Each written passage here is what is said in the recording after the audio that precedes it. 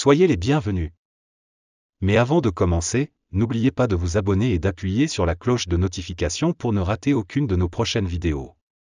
Le Sahel intéresse encore la France, et puis les alliés de la France, bien évidemment, ne vont pas lâcher, puisqu'il y a tous les appuis maintenant que l'armée française est obligée de quitter le Niger aussi.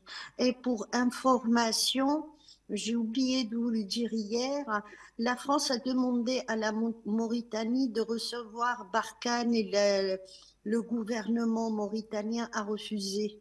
Il a refusé que les forces Barkhane se retrouvent en Mauritanie.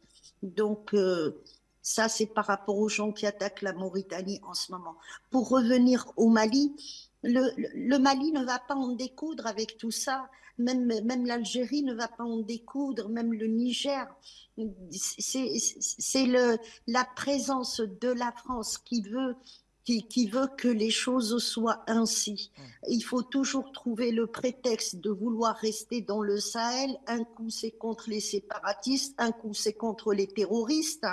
Des djihadistes, il n'y en a pas. Il faut appeler un chat, ce sont des terroristes.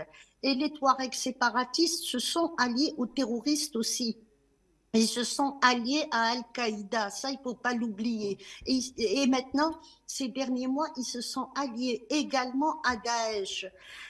Cette semaine, il y a eu sur Israël TV, c'est une émission en arabe, où il y a eu leur chef qui est planqué à Londres, qui a la nationalité bien sûr anglaise, et il a fait une émission justement concernant le Nord Mali et puis le territoire, ce qu'ils appellent eux le territoire Azawad.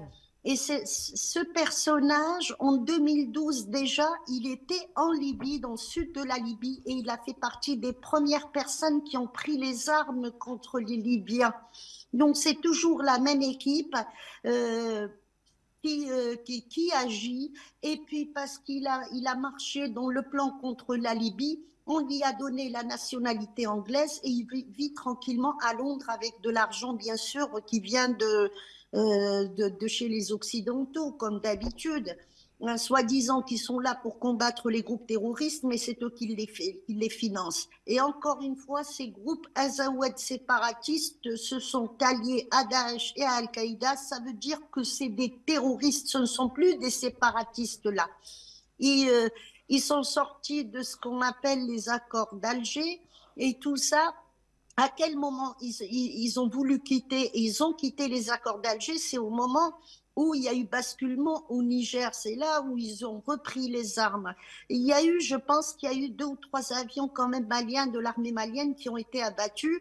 Et d'après la presse arabo-musulmane, eh ben, ces forces séparatistes terroristes, maintenant, on les a équipés de lance-missiles ou lance-roquettes, c'est l'un des deux.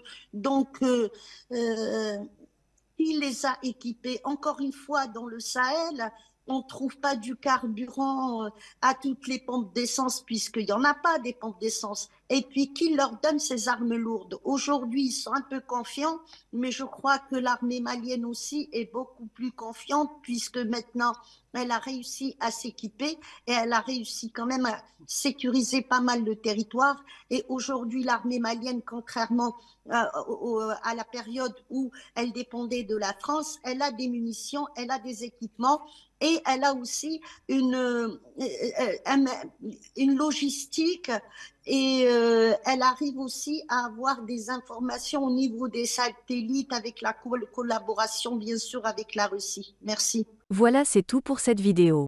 Si elle vous a plu, n'oubliez pas de mettre un like et de vous abonner si ce n'est pas encore fait. Sur ce, merci et à très bientôt.